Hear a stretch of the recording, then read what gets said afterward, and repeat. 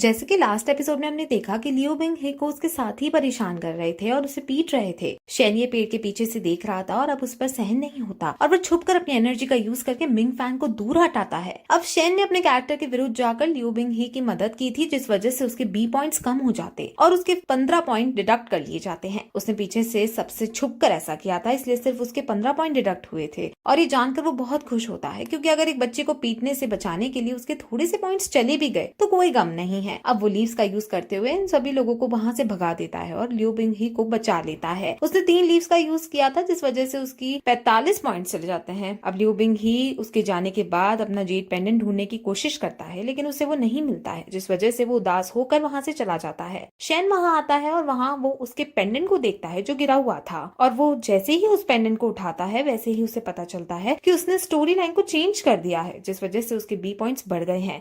असल में Z pendant एक खास पेंडेंट है जिसके अंदर काफी शक्तियां हैं, और आगे जाकर शेन जब इस पेंडेंट का यूज करेगा तो स्टोरी लाइन ही चेंज हो जाएगी। अब शेन वापस स्कूल आता है और वहाँ मेडिटेट करने बैठता है। वो मेडिटेट कर ही रहा होता है कि तभी वहाँ उसका सीनियर टीचर आ जाता है, जो उसे पूछता है कि तुम शंगुआ टाउन में कब जाओगे। असल में शंगुआ टाउन में एक स्किनर नाम का डेविल घूम रहा है, जो लड़कियों को किडनैप करके उन्हें मारता है। उस टाउन ने मास्टर से हेल्प मांगी थी और अब मास्टर शेन को उस टाउन में जाकर स्किनर को पकड़ना था। मास्टर शेन अब अपने सभी डिसाइपल्स के साथ उस टाउन की तरफ निकल जाते हैं। सब डिसाइपल घोड़े पर आ रहे थे और शेन पालकी में बैठा था। वो पालकी में बैठकर स्किनर के बारे में सोच ही रहा होता है कि तभी निंग यिंग मास्टर के पास आती है और उन्हें बताती है कि वो बच्चे लियो बिंग ही को फिर से परेशान कर रहे हैं और उन्होंने उसका घोड़ा भी उससे छीन लिया है। अब ये देखकर मास्टर शेन लियो बिंग ही को अपने पास बुलाते हैं और उसको रूडली बोलते हैं कि मेरी गाड़ी में आओ। वो उसे अपने पास बैठा लेते हैं। अब उन्होंने इसकी हेल्प की थी, लेकिन इस बार उनके पॉइंट्स डिडक्ट नहीं हुए, क्योंकि उन्होंने ऐसा अपनी फेवरेट डिसाइपल निंग यिंग के कहने पर किया था और उन्होंने लियो बिंग ही को नहीं बल्कि निंग यिंग यांग को खुश करने के लिए ऐसा किया था।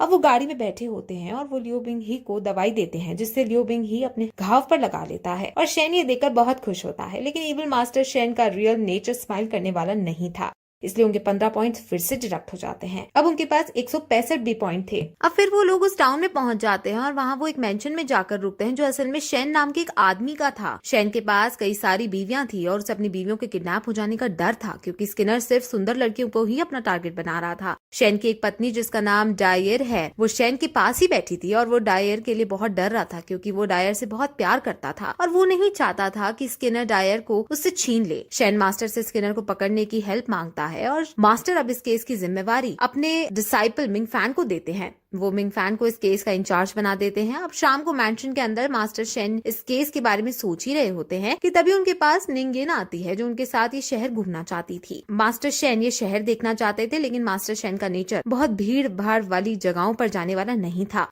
और अगर वो वहां जाते तो उनके बी पॉइंट्स कम हो जाते, इसलिए वो मना कर देते हैं और उसे कहते हैं कि तुम लियो बिंग ही के साथ चली जाओ। जिसके बाद वो अब लियो बिंग ही के साथ शहर घूमने चली जाती है। अब मास्टर शेन ने मिंग फैंग को ऑर्डर दिया था कि उसे इस केस की इन्वेस्टिगेशन करनी है, इसलिए मिंग फैंग स्किनर को ढूंढने चला जाता है और वो एक मकबरे के पास पहुंचता है जहाँ पर किसी को दफनाया गया था। मिंग फैंग एक मंत्र लिखता है और उस मंत्र की शक्ति से वहाँ एक तरह का कल्ट करने की कोशिश करता है। वही लियो बिंग ही और निंग यिंग जो शहर में घूम रहे थे, वो दोनों एक दूसरे से बातें करते हैं और निंग यिंग लियो बिंग ही से पूछती है कि मास्टर की पालकी अंदर से कैसी दिखती है। वो एक क्वेश्चन सुनकर मास्टर को याद करने लगता है और उसे मास्टर अच्छे लगने लगते हैं। वो दोनों बात कर ही रहे होते हैं कि तभी वहाँ एक ब्लैक डीमन आ जाता है। ब्लैक डीमन निंग यिंग को किडनैप करने की कोशिश करता है, लेकिन लियो बिंग ही उसके पास जाकर उसको अपनी तलवार से हराने की कोशिश करता है। दोनों के बीच फाइट होती है, जिसमें लियो बिंग ही अपनी शानदार स्किल्स सिखाता है, लेकिन फिर भी वो डीमन को नहीं हरा पाता और डीमन निंग यिंग को अपने साथ ले जाता है। वहीं हम मिंग फैंग को देखते हैं, जो मास्टर शेन के पास वापस लौट आया था और वो मास्टर को बताता है कि ग्रेवयार्ड के पास जो मिट्टी है वो बहुत ज्यादा पोल्यूटेड है, जिस वजह से ये साबित हो जाता है कि वहाँ डीमन रहा करता है। अब मास्टर शेन ये खबर जानकर मिंग फैंग से खुश होता है, लेकिन तभी लियो बिंग ही वहाँ आता है और वो डरते डरते डीमन के बारे में बताता है कि कैसे डीमन यिंग यिंग को किडनैप करके अपने साथ ले गया। ये मिंग फैंग भी सुन लेता है और वो लियो बिंग ही को पीट कर कहता है कि ये सब तुम्हारी वजह से हुआ है। लेकिन मास्टर शेन गुस्से में उन दोनों को शांत कराते हैं और मिंग फैंग को बाहर जाकर इसका पता लगाने को कहते हैं और खुद फिर वो लियो बिंग ही के पास आकर उसे उठाते हैं। लियो बिंग ही उनसे कह रहा था कि ये सब उसकी गलती है और वो पनिशमेंट खाने को भी तैयार है, लेकिन मास्टर शेन उससे कुछ भी कहते हैं और वो फिर उसको लेकर बाहर चले जाते हैं और वो स्किनर को ढूंढने की कोशिश करने लगते हैं। वो एक डीमन है और उसका डीमनिक ऑरा चारों तरफ फैला हुआ है। मास्टर शेन उसके इस ऑरा को देखने की कोशिश करता है और उसे फाइनली उसके ट्रेसेस दिख जाते हैं। वो दोनों अब इन ट्रेसेस का पीछा करते हैं और एक शॉप पर पहुंचते हैं। इस शॉप पर कोई नहीं था और ये बहुत पुरानी शॉप थी। ये शॉप एक परफ्यूम शॉप थी और डीमन ने अपना पूरा ऑरा छुपाने के लिए परफ्यूम का यूज किया था और मास्टर शेन को इस शॉप के आगे से उसका ऑरा कहीं नहीं दिखाई पड़ता। वो सोचने लगता है कि आखिर ये डीमन कहाँ हो सकता है। उन्हें ये सब सोचने में काफी ज्यादा दिक्कत हो रही थी, लेकिन तभी उसे पता चलता है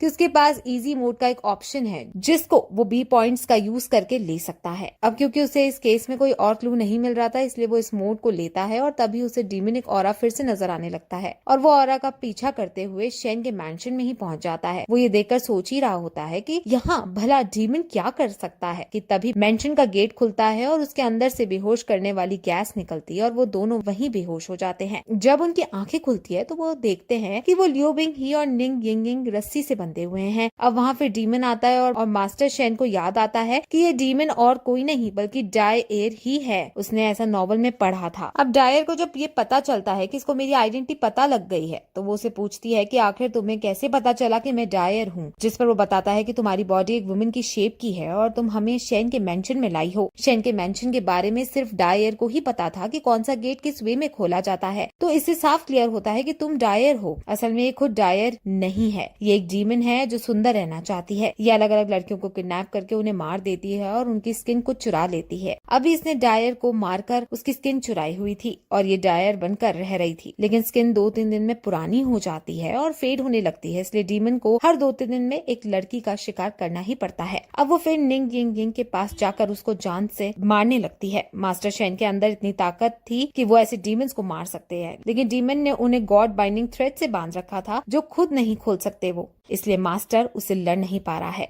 वो अब निंग यिंग को मारने ही वाली होती है कि तभी मास्टर कहता है कि तुम इसकी स्किन को यूज करके सिर्फ 1 या 2 दिन तक ही जिंदा रह पाओगी, इसलिए तुम्हें इसको छोड़कर ताकतवर इंसान की स्किन यूज करनी चाहिए। तुम्हें इस लड़की से ज्यादा बेनिफिट नहीं होगा। अब डीमन को उसकी ये बात सही लगती है और वो फिर मास्टर शेन को इविल स्माइल देते हुए कहती है कि अब मैं तुम्हें मारूंगी और तुम्हारी स्किन लूंगी क्योंकि तुम यहाँ पर सबसे शक्तिशाली हो। अब मास्टर शेन ने ये अपने ही पैरों पर कुल्हाड़ी मार ली थी और वो डरने लगते हैं, लेकिन तभी वो एक आइडिया सोचता है। वो एक नॉवल का पार्ट है और इसमें हीरो कभी नहीं मर सकता है, इसलिए वो इस बात का फायदा उठाते हुए डीमन से कहता है कि तुम्हें नए खून की जरूरत है और तुम्हें किसी किशोर उम्र के बच्चे को लेना चाहिए। वो लियो बिंग ही की तरफ इशारा करते हुए ऐसा कह रहा था और अब डीमन उसकी बात में आ जाता है और वो लियो बिंग ही को मारने अब उसकी तरफ जाने लगता है। लियो बिंग ही ये सब देखकर बहुत शौक होता है कि आखिर ये मास्टर क्या कर रहा है, लेकिन जैसे ही डीमन लियो बिंग ही को मारने लगती है वैसे ही वहाँ उस पर बिजली गिरती है और लड़की का तख्ता डीमन के ऊपर गिर जाता है और वो घायल हो जाता है। असल में लियो बिंग ही का मरना विधि के विधान में नहीं लिखा था, जिस वजह से आसपास सिचुएशन ऐसी क्रिएट हुई जिससे लियो बिंग ही की जान जाने से बच गई। अब फिर इतने में लियो बिंग ही को अपनी रस्सी को खोलने का टाइम मिल जाता है और वो उठकर सीधे मास्टर की रस्सी खोलने लगता है। डीमन अब खड़ा होकर गुस्सा करते हुए कहता है कि तुमने मुझे अपनी बातों में फंसाकर ये चाल रची थी और तुम्हें पीछे से मुझ पर वार किया, अब मैं तुम्हें नहीं छोड़ूंगा। वो मास्टर पर अटैक करने के लिए आगे बढ़ती है, लेकिन मास्टर की रस्सी अब खुल चुकी थी, जिस वजह से मास्टर खड़ा होकर उस पर अपने हाथ से वार करता है और वो डीमन एक ही वार में दूर जाकर गिरता है और वहीं मर जाता है। ये देखकर दोनों बच्चे बहुत खुश होते हैं और उन्हें लगता है कि डीमन को लियो बिंग के पास भेजना मास्टर का ही प्लान था। अब इस सबसे लियो बिंग ही मास्टर को पसंद करने लगा था और अब क्योंकि अब मास्टर ने डीमन को मारने का मिशन पूरा कर लिया था और प्रोटैगनिस्ट सेटिस्फैक्शन लेवल पर भी बढ़ गया था, इसलिए अब उनकी ओओसी ब्रेक हो जाती है और वो अब अपने अकॉर्डिंग अपने रियल नेचर रखते हुए आगे जी सकते हैं और उनके बात बात पर भी पॉइंट्स डिडक्ट नहीं होंगे। और ये देखकर मास्टर शेन राहत की सांस लेते हैं और फिर ये एपिसोड इस तरह यहीं खत्म हो जाता है।